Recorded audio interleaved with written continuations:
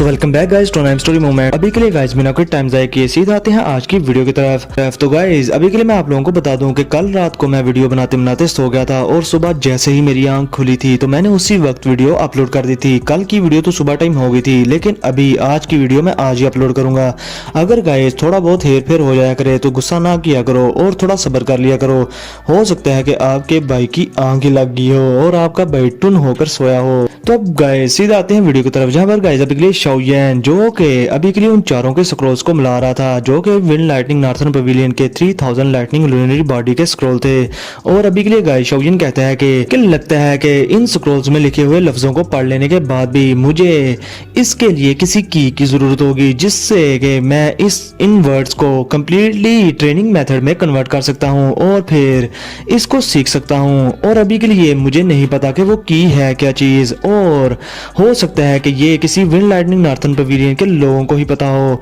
या किसी main expert को पता हो। फिर गाइस शाओयन गुस्से में कहता है कि ये डैम थिंग, ये बहुत ही ज्यादा नाइंसाफी है मेरे साथ। मैंने इतनी ज्यादा मेहनत की, मैंने इतने सारे लोगों को बजाया ढोलकी की तरह, लेकिन एंड पर मुझे एक डी क्लास हाई लेवल की दाव स्किल ही मिली, वो भी अभी के लिए इनकम्प्लीट। वो है तो कंप्लीट लेकिन उसकी की अभी तक मुझे नहीं मिली। ये सच में मेरे लिए किसी टॉर्चर से कम नहीं। और फिर गाइस शाओयन डीटो की तरह जिसने कि अभी अभी विंड लाइटनिंग नॉर्थर्न पवेलियन को साथ पंगा किया और तो होंग क्लैन को पूरी तरह से डिस्ट्रॉय कर दिया, वो फिर से हठधर्मी दिखाते हुए बोलता है कि अभी के लिए ये चीज मेरे लिए काफी ज्यादा ट्रबलसम है और अगर आने वाले टाइम में मैं 3000 बर्निंग फ्लेम को हासिल कर लूंगा जो कि एक हेवनली फ्लेम है, तो तब के टाइम फिर उसको हासिल करने के बाद मैं विंड लाइटनिंग नॉर्थर्न पवेलियन पर अटैक कर दूंगा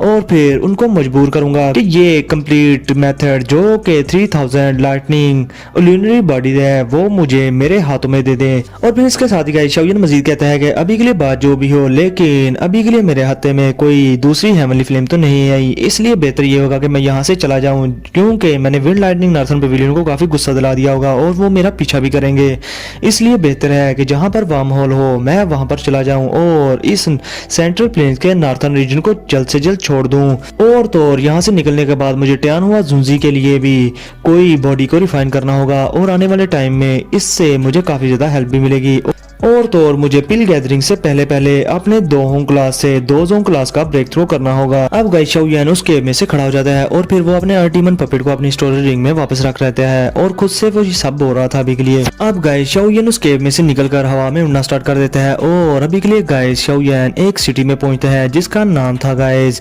बोन ट्रांसफॉर्मिंग सिटी, और ये टियानबाई सिटी से काफी ज्यादा दूर था। और गाइस ये बोन ट्रांसफॉर्मिंग सिटी ये विंड लाइटनिंग नॉर्थर्न पवेलियन के इन्फ्लुएंस से काफी बाहर था। और अभी के लिए गाइस इस बोन ट्रांसफॉर्मिंग सिटी में एक क्लैन था जिसका नाम बोन ट्रांसफॉर्मिंग गेट था। और गाइस इस क्लैन का जो लीडर था वो वाटर फेंटी प्रैक्टिस करने वाला प्रैक्टिशनर था। और अभी के लिए गाइस ये bone transforming gate bone transforming city का ओवरलॉर्ड क्लैन था और बाकी के सभी के क्लैन इसके अंडर आया करते थे और इससे कोई भी पंगा नहीं किया करता था इस फैक्शन से। अब गाइस इसके साथ ही शाओयन उस सिटी में से एक मैप को खरीद लेता है जो कि गाइस सेंट्रल प्लेन्स के नॉर्थर्न रीजन का था। और गाइस अभी के लिए शाओयन को समझ नहीं थी आ रही इन सारी नई जगहों की, इसलिए उसने मैप को खरीदा था ताकि उसे रास्तों का पता चल सके। और गाइस अभी के लिए आप लोगों को तो पता ही है कि शाओयन ने अपनी बॉडी में से टियानहुआ जुंजी के स्पिरिचुअल इंप्रिंट्स को रिमूव करने के लिए साउल क्लेंजिंग पिल भी बनानी थी। और अभी के लिए शाओयन इस पिल को बनाने के लिए जो इंग्रेडिएंट्स चाहिए होते हैं वो भी इस सिटी से खरीदना चाहता था और ढूंढना चाहता था, और काफी सारी और भी इन्फॉर्मेशन थी जो शाओयन यहाँ से लेना चाहता था। और गाइस अभी के लिए मैं आप लोगों को बता दूं कि ये सिटी अंदर से पूरी तरह से हड्डियों से बना हुआ था, यहाँ पर दुकानें भी हड्डियों की बनी हुई थी। और अभी के लिए गाइस ये चीज देखने के बाद शाओयन के रोंगटे खड़े हो जाते हैं, लेकिन गाइस वहाँ पर रश भी बहुत ज्यादा था। अब इसके साथ ही शाओयन वहाँ से एक मैप्स की दुकान के सामने से गुजरता है और अभी के लिए गाइस उस मैप की दुकान को देखकर शाओयन के दिल में ख्याल आ जाता है प्योरीफाइंग डिमोनिक लोटस फ्लेम के मैप का, जो कि गाइस अभी के लिए शाओयन के पास 3 मैप फ्रेगमेंट्स पड़े हुए थे। उनमें से एक उसने हाई बदोंग से लिया था जबकि वक्त वो डेजर्ट में भटक रहा था। और गाइस अभी के लिए शाओयन को सिर्फ एक मैप फ्रेगमेंट चाहिए था और शाओयन इस चीज पर काफी ज्यादा रिग्रेटफुल हो रहा था कि अभी के लिए उसके पास सिर्फ एक ही मैप फ्रेगमेंट नहीं है, जिसकी वजह से उसका अभी के लिए ये प्योरीफाइंग डिमोनिक लोटस फ्लेम का जो मैप था वो इनकम्प्लीट था। और गाइस आप लोगों को तो पता ही है कि प्योरीफाइंग डिमोनिक लोटस फ्लेम अभी के लिए हेवनली फ्लेम रैंकिंग में 3rd नंबर पर आती है। और इस चीज़ को और इवन के मास्टर यालाओं ने भी इस फ्लेम को बनते हुए कभी भी नहीं देखा, और मास्टर यालाओ भी इस फ्लेम की काफ़ी तारीफ किया करते थे। अगर ये चीज़ शाओयन को मिल जाए और शाओयन इसको निगल ले तो शाओयन की पावर आने वाले टाइम में बहुत ही ज़्यादा क्रेजी हद तक बढ़ जाएगी। लेकिन गाइज अनफॉर्चुनेटली शाओयन को अभी के लिए इसका 3rd मैप फ्रैगमेंट नहीं था मिला, और शाओयन इस वजह से काफ़ी ज़्यादा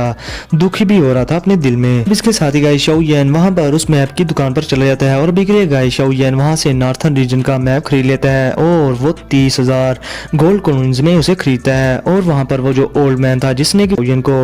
नॉर्थन रीजन का, सेंट्रल प्लेन्स के नॉर्थन रीजन का मैप बेचा था, वो शाओयन को वहाँ का मैप दे देता है। अब गाइज इसके साथ ही शाओयन वहाँ से जाने लगता है, और वो दिल में सोच रहा था कि इस बुड्ढे ने मुझे ठग ही लिया। लेकिन इसके साथ ही गाइज वो बुड्ढा शाओयन को आवाज देता है, और अभी के लिए गाइज उस बुड्ढे की स्ट्रेंथ दाओ शी पर थी, और इसके साथ ही वो शाओयन को आवाज देकर बुलाता है, जिस पर गाइज शाओयन उसकी बात सुनता है। अब वो शाओयन से कहता है कि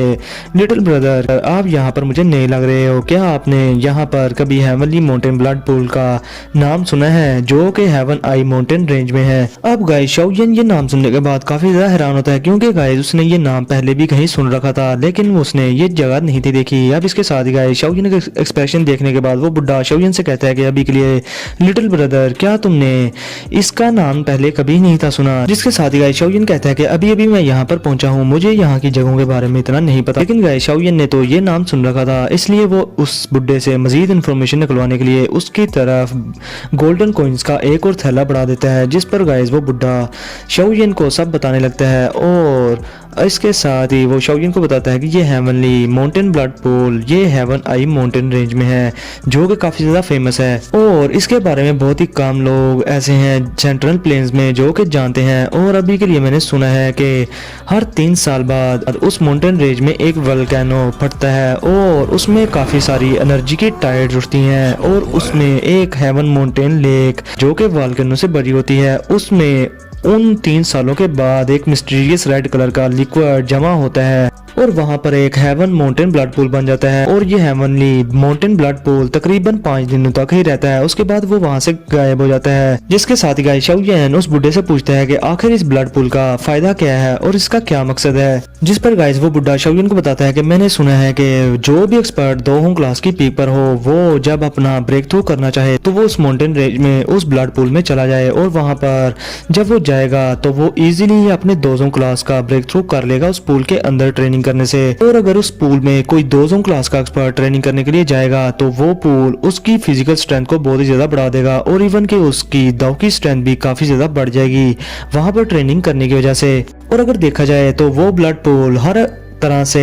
ह्यूमन बॉडी को अच्छे से इफेक्ट करता है और बहुत ही ज़्यादा यूजफुल होता है। और बहुत सारे लोग जो कि नॉर्थन रीजन से हैं सेंट्रल प्लेन्स के और यहाँ से बाहर के हैं वो यहाँ पर आते हैं उस ब्लड पूल में ट्रेनिंग करने के लिए। लेकिन आपको मैं एक बात और बता दूं कि उस माउंटेन रेंज में बहुत सारे मैजिकल बीस्ट भी वहाँ पर आते हैं जो कि काफी ज्यादा हाई रैंक के होते हैं, और अभी के लिए वो माउंटेन किसी फोक की लेयर से पूरी तरह से कवर है। और अगर छोटे भाई आप वहाँ पर उस माउंटेन रेंज में जाना चाहते हैं तो अभी के लिए मेरे पास आपके लिए एक मैप भी है उस हेवन आई माउंटेन रेंज का, और इसकी कीमत सिर्फ और सिर्फ 40,000 गोल्ड कॉइन्स है। और मेरी इस मैप की हेल्प से आप उस माउंटेन टॉप पर इजीली ही पहुंच जाएंगे। अब गाइस वो बंदा ये कहकर हंसने लगता है, और अभी के लिए मैं आप लोगों को बता दूं कि ये बुड्ढा बड़ा हरामी था। इसने सिर्फ अपने मैप के फ्रेगमेंट को बेचने के लिए शाओयन को ये सारी डिटेल्स बताई ताकि शाओयन लालच में आकर उससे ये मैप फ्रेगमेंट खरीद ले। अब गाइस शाओयन उस बुड्ढे की बात सुनने के बाद अपना सर खुजाने लगता है, और गाइस अभी के लिए सच तो ये था कि शाओयन भी इस बुड्ढे के लालच में आ गया था। और अभी के लिए गाइस वो भी तो 2 क्लास के 9 स्टार पर था, और वो भी 2 क्लास का जल्द से जल्द ब्रेक थ्रू करना चाहता था। पहला ये कि वो ब्रेक थ्रू करने के बाद ट्यान हुआ जुंजी के लिए बॉडी को रिफाइन करने वाला था, और जैसा कि मास्टर यालाओ ने शाओयन को एक बार बताया था कि शाओयन को एक बॉडी रिफाइन करने के लिए कुछ चीजें चाहिए होंगी, जिनमें से गाइस शाओयन को चाहिए एक बोन ग्रोइंग ब्लड फ्यूजन पिल, दूसरा उसे एसेंस ब्लड चाहिए था, रैंक 7 के मैजिकल बीस्ट का, तीसरा उसे दोजोंग क्लास के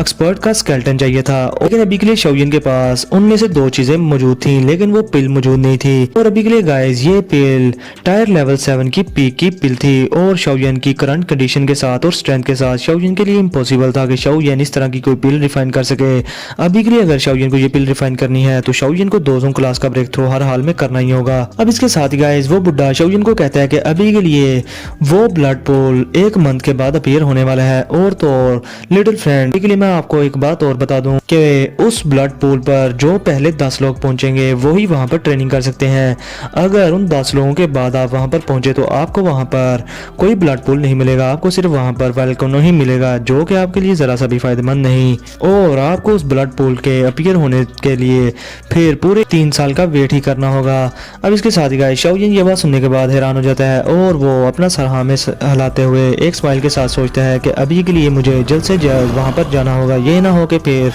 मैं वहां पर पहले 10 बंदों के बाद पहुंचूं और मेरे लिए वहां पर कुछ बचा ही नहीं और मुझे पूरे 3 साल के लिए वेट करना हो। ये तो मैं नहीं करने वाला, इसलिए मुझे यहाँ से निकलना होगा। अब गाइस वो बुड्ढा जो कि बड़ा हरामी था वो शाओयिन के मुंह पर एक्सप्रेशंस देखकर अपने दिल में खुश होने लगता है और वो दिल में कहता है कि अभी के लिए मैंने